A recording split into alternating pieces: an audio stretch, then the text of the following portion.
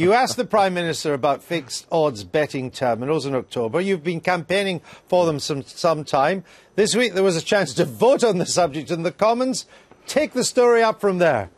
Well, there was a vote, and I voted the wrong way, Andrew. I voted to support the government in their defence of fixed odds betting terminals because I made a mistake, a very embarrassing and humiliating one. Well, you've certainly fessed up to it. Now, can we just blame you, or actually should we be benign this morning and say, actually, Westminster votes in a pretty arcane way? It's surprising that there aren't more mistakes like this. Well, Paul Flynn wrote a book called How to Be a Backbencher where he actually addresses this point, and he says if you accidentally vote the wrong way, you should immediately take up the cause and condemn your leadership and say you've always believed in this as a principle. I just literally voted the wrong way. It was an unusual vote this time. It was actually a ballot where you put a cross in a box rather than traipse through the division lobbies, and I have no idea what I was thinking when I did it. No, but explain that. I'm sorry, I'm out of touch here.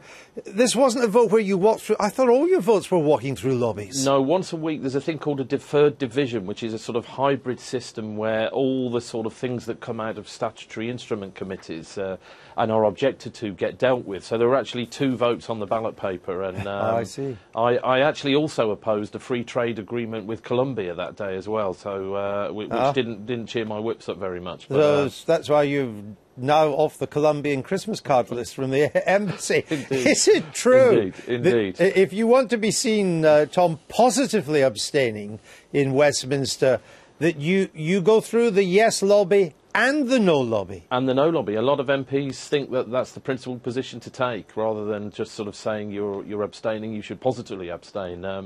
I've always just thought, it's you know, it's a bit impractical to do that. But when you do get it wrong, the only way you can do it in the age of social media and, dare I say, the daily politics is to admit your mistake. And I tell you, at one point, the Public Bill Office, it was even worse, said that the vote had been lost by 1.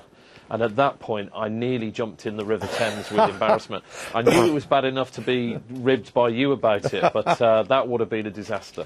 Now, tell me, on these, I've never heard of them until I was getting briefed to do this interview, this fixed odds betting terminals. I mean, on the face of it, the way they work, shouldn't they just be banned?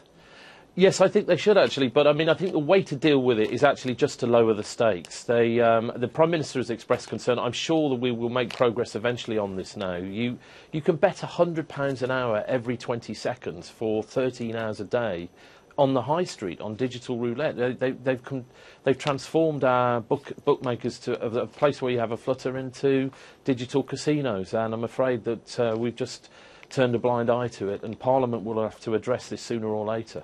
All right. And when it does next time, you make sure you vote the right way. You can rest assured I will, Andrew. Thank you. Tom Watson, thanks for joining us.